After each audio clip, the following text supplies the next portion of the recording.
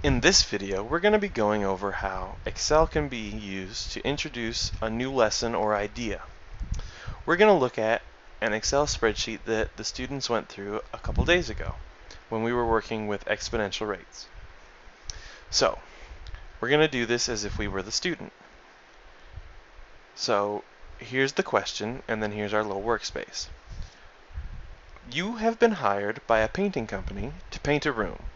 The job is going to take 15 days to complete. That must be a big room.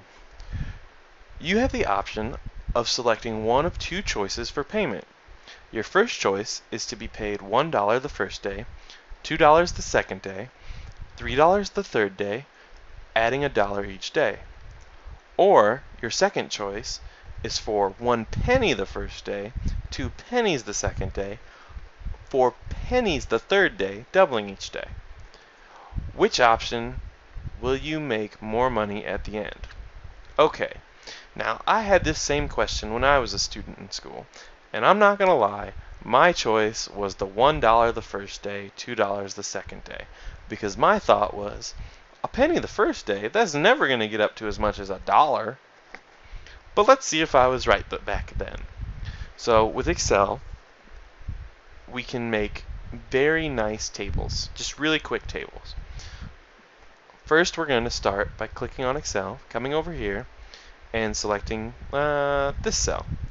And we're going to label it days, or just day, because we need to keep track of all 15 days. So we have day 1, 2, 3. Wow, this is going to take a while. But with Excel, we can highlight these 3 cells, or just these 2 even, and then click this little black box and drag it down until we get to the little 15. That was easy. And then over here, we can label our first plan. So we have plan 1. And then over here, we have plan 2. Okay. And we're going to want to sum these up at the end. So let's put down here a little sum.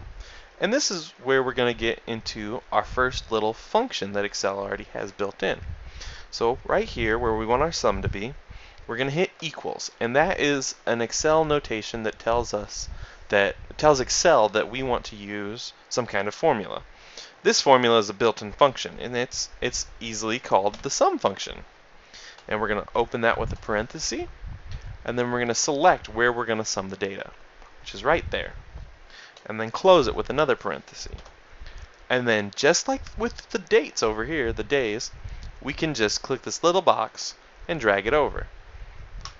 Right now these are saying 0 because we have no numbers in our little day planner. Okay, so let's start with plan 1. We make $1 the first day, $2 the second day, $3 the third day, and then add $1 to each day.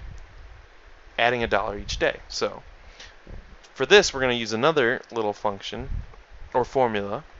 We're going to hit equals to say we're going to use another formula. We're going to click on the last day we did. And then, because it says add $1 each day, we're going to hit +1. And then hit enter. Now, we have the first 4 days completed. Let's do the first 4 of day 2 first. Next. Okay, so we got 1 penny, or 0.01, and then 2 pennies, and then 4 pennies. Now, we're going to hit equals again. Click our previous cell that we just had, the previous day. And then instead of adding 1 like we did before, we're going to multiply, which in Excel is this little asterisk. And then multiply it by 2. Not that 2. Because we're doubling each day. So in the first 4 days, in plan 1 we made $4, while in plan 2 we only made 8 cents. But overall we made $10.15. Okay, so plan 1 looks like it's winning. Now just like we did with the dates and with the sums, we can grab these 2 cells and drag them down so that it will extend our little box. And if we go to like day 7, we'll see that on day 7 we made $7, and on day 7 we could have made 64 cents, bringing us to a total of $28 for plan 1 and $1.27 for plan 2. It still seems like plan 1 is going to win, but let's keep dragging and see what happens. So we go to day 11. We're making $11 on plan 1, or we could be making $10.24 on plan 2. Still plan 1 winning, but if we continue the rest of the way, we notice that at 13 we're getting pretty close to the same amount in money, and we're actually making more money with plan 2. If we continue the last of it, we see that we've made a considerable amount more with plan 2 than we could have with plan 1. And if this went on farther, we'd be making even more money.